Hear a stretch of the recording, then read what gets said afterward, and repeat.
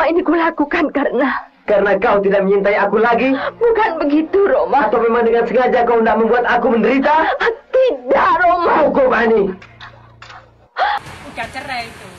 Udah cerai, tapi hubungannya selama ini memang ada dendam atau? Baik, iya. Soalnya anaknya nggak pernah diurusin sama sekali. Halo Sobat BM Bercerita. Assalamualaikum warahmatullahi wabarakatuh. Sugeng Rianto, 52 tahun, mandor proyek pabrik Batako. Sore itu sekitar jam 3 sore mampir ke warung tempat dia biasa ngopi. Tujuannya sih bukan sekedar ngopi, karena mandor Sugeng punya tujuan lain. Di warung dia lirik-lirik si Ani yang punya warung. Lirik-lirik, senyum-senyumin si Ani. Ani 33 tahun yang tahu mandor dateng, hatinya langsung bungah-bungah. Hatinya berbinar-binar, karena Pak Mandor pujaan hatinya hari ini sempetin mampir sebelum bubar jam kerja. Ani sempat sebel karena kemarin Pak Mandor absen, nggak mampir ke warungnya. Kalau Pak Mandor dateng, Ani mendadak amnesia. Dia mendadak lupa suami, lupa anak-anaknya. Dia tersepona sama lelaki yang baru aja lepas umur 50 tahun itu. Ani bales lirikan Pak Mandor. Akhirnya saling tatap-tatapan, saling kagum-kaguman. Loh kok, emang ada story apa sih si Ani sama Pak Mandor? Kok sampai lupa sama suami, lupa sama anak-anak? Di Dusun Wonokerto, Desa Sumberwono, Kecamatan Bangsal, Mojokerto, Jawa Timur, ada satu keluarga kecil, keluarga Cemara. Awalnya ia keluarga Cemara. Kepala keluarga namanya Supriyono, 43 tahun. Istrinya Ani Haryanti, 33 tahun. Nama lengkap Ani yang orangnya udah disebutin di awal cerita. Mereka udah sama-sama selama 14 tahun berkeluarga. Punya 2 anak, satu perempuan kelas 2 SMP, satu anak lelaki kelas 1 SD. Supri kerja di pabrik beton sebagai kuli. Kalau Ani istrinya dia buka warung kopi, sekalian warung makan kecil-kecilan buat nambah-nambah penghasilan. Warung kopi Ani posisinya pas di depan pabrik beton tempat suaminya kerja. Selama 14 tahun berkeluarga, rumah tangga ayem-ayem aja. Dari hasil kerja Supri ditambah penghasilan dari warung kopi Mbak Ani, rumah sederhana bisa berdiri dibangun di Dusun Wonokerto, Desa Sumberwono. Rumah itu jadi bukti kompaknya laki istri ini selama 14 tahun.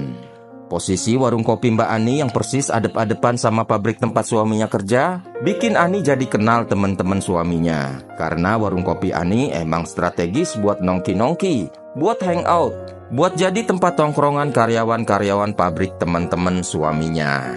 Tapi sayang, 14 tahun rumah tangga Supri sama Ani akhirnya harus harus kandas, bahkan harus berakhir dengan sebuah tragedi mengenaskan. Karena pengkhianatan, karena orang ketiga yang bisa disebut pebinor, perebut bini orang. Pebinornya bukan brondong, tapi lelaki umur 52 tahunan yang emang umur-umuran segitu bagi sebagian orang punya aura life begins at 50. Awalnya, mula-mulanya ini waktu Ani kenalan sama teman-teman kerja Supri yang juga mandor di pabrik itu, yang namanya Sugeng Rianto, 52 tahun, asli dari Magetan, Jawa Timur. Nggak ada informasi latar belakang Pak Sugeng sang mandor. Dia udah keluarga kah? Dia udah duda kah? Atau dia masih ada istri anak kah?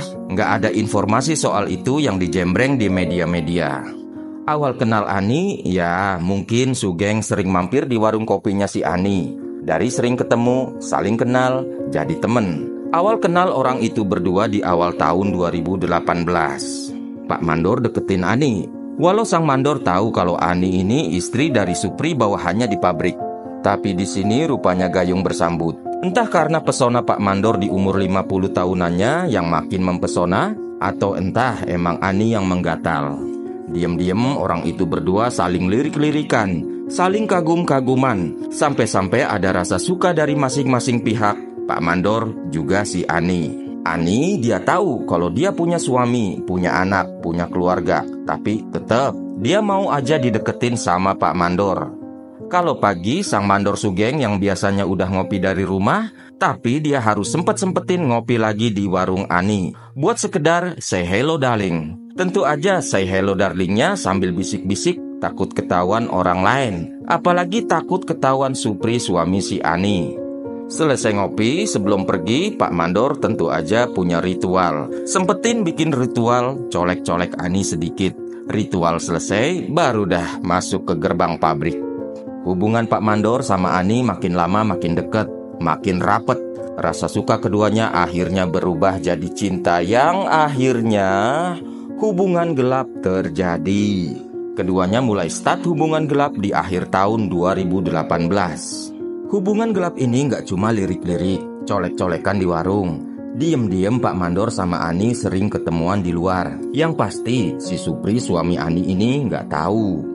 Tapi biarpun Supri nggak tahu, dia punya feeling kalau istrinya ini agak lain. Ada yang berubah sama Ani istrinya. Ani jadi cuek sama suami juga sama anak-anaknya. Untuk urusan yang itu juga, Ani udah ogah-ogahan. Waktu Supri tanya ke Ani bilang, "Nggak ada apa-apa kok." Tapi sebagai suami yang hidup bareng 14 tahun, tentu aja Supri bisa tahu kalau Ani bohong, lagi nutup-nutupin sesuatu. Supri yang curiga, dia awasin istrinya. Dia mata-matain istrinya. Satu waktu di akhir tahun 2018, dia buntutin istrinya waktu Ani keluar rumah. Sampai akhirnya si Supri pergokin, Ani lagi berduaan di karaoke di Mojosari. Yang bikin Supri tambah kaget, ternyata dia lagi berduaan sama lelaki yang ternyata lelaki itu adalah mandor atasannya kerja di pabrik. Mengetahui hal itu, Supri tentu aja marah besar dan langsung konfrontasi mandor Sugeng sama Ani. Soal hubungan mereka, disitulah terungkap kalau Ani istrinya dan mandor Sugeng sudah selingkuh. Walaupun sangat sakit hati, Supri yang masih sangat cinta Ani masih maafkan istrinya. Karena demi anak-anak, juga demi rumah tangga cemarannya yang udah 14 tahun. Waktu itu Supri cuma tegur si mandor Sugeng supaya jauh-jauh dan gak ganggu-ganggu rumah tangganya lagi. Karena dia dan Ani udah punya 2 anak. "Cak, sampeyan iku ojo ngerusak pager ayune. Iki ono anake yo, ono bojone. Sampeyan gak ngesakne ta?" "Pak, kamu jangan rusak rumah tangga orang ya. Apa gak kasihan ini perempuan ada suami, ada anak-anaknya?" Mandor Sugeng yang ditegur cuma senyum-senyum aja. Senyum-senyum yang ngeselin, yang bikin Supri jadi tambah sakit hati.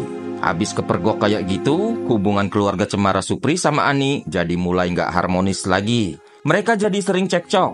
Kelihatan di sini Ani emang udah gak suka. Ani udah gak cinta lagi sama Supri suaminya. Yang dipikirannya cuma Pak Mandor. Yang dipikirin cuma Sugeng, si lelaki setengah abad dengan semua pesonanya. Dengan semua segala charmingnya lelaki di usia lepas setengah abad. Sampai akhirnya setelah 1 bulan sejak peristiwa kepergok karaokean bareng itu, Ani yang udah gak betah sama Supri, akhirnya benar-benar tinggalin rumah. Kabur, minggat dari rumah demi mandor Sugeng. Ani lebih pilih tinggal di kosan supaya lebih bisa bebas ketemuan sama Pak Mandor yang selisih umurnya 19 tahun lebih tua dari dia. Emang apa sih istimewanya lelaki-lelaki yang umurnya jauh lebih tua? Yang tahu, sok kasih komentar ya. Ani yang udah crazy in love sama Pak Mandor akhirnya setelah 6 bulan kabur dari rumah, akhirnya cerai sama Supri di tahun 2019. Ani tetap tinggal di kosan. Kalau Supri tinggal di rumah yang sudah dibangun sama-sama di desa Sumberwono. 2 anak-anak mereka kadang tinggal sama Supri, juga kadang tinggal sama Ani. Duh, kasihan anak-anaknya, nggak kebayang perasaan, bingung, sakit hati, juga mungkin malunya sama lingkungan sekitar rumah, juga di sekolahan. Ani, selain tinggal di kosan, dia juga kadang-kadang tinggal di warung kopi yang selama ini dia jalanin. Sehabis cerai, Pak Mandor sama Ani jadi lebih-lebih lagi leluasa buat ketemuan. Mereka lebih-lebih rapet, lebih erat cintanya. Pak Mandor sering kunjungin Ani buat in the hoy, buat madu cinta, buat kikuk-kikukan di warung kopi Ani. Udah nggak malu-malu lagi Ani nutupin hubungannya sama Pak Mandor yang charming di umuran 50-an itu. Ani nggak segen kenalin pasangan barunya sama tiap orang yang datang ke warung kopinya. Sampai akhirnya di bulan Agustus 2020, Ani, Pak Mandor Sugeng akhirnya nikah di bawah tangan. Mereka nikah siri. Sementara Supri tetap jadi duda, tapi dalam kesendiriannya, yang gak diketahuin Ani, kalau hubungannya sama Pak Mandor tetap gak pernah diikhlasin sama Supri mantan suaminya. Bahkan diam-diam mulai ada rasa dendam di hati Supri. Sampai akhirnya dendam yang dipendam Supri mencapai puncaknya, meledak di Sabtu 21 November 2020 sekitar jam 10 malam.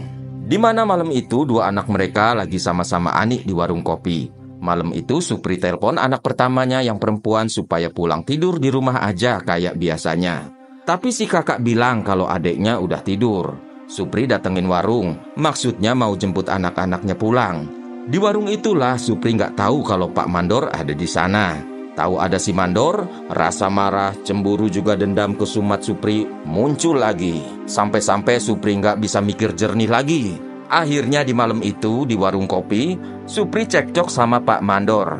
Cekcok itu bikin tambah-tambah hati Supri panas mendidih. Nggak pikir panjang, Supri ambil celurit di samping warung. Supri sabet celurit itu ke kepala juga dada Pak Mandor. Membabi buta.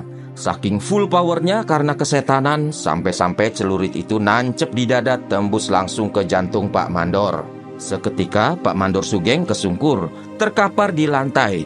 Pak Mandor tewas, meninggal dunia. Meninggalkan semua karisma, meninggalkan semua pesona umur 50 tahunannya.